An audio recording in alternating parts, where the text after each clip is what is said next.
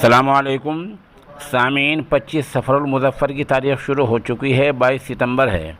خبر کا عنوان ہے مولانا جرجیس کو فاسٹ ٹریک کورٹ نے 10 سال کی سزا سنائی۔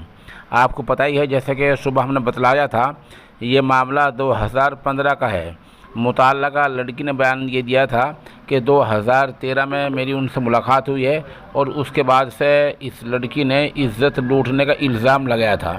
2015 میں وارانسی کے زیت پور تھانے میں مقدمہ درج ہوا تھا، تب سے معاملہ چل رہا تھا۔ گزشتہ دن عدالت نے اپنا فیصلہ محفوظ رکھا تھا، تو فاسٹ ٹریک کورٹ نے اسی فیصلے کو آج سنا دیا ہے، جس کے مطابق انہیں 10 سال کی سزائے قید کی سزا سنائی گئی ہے۔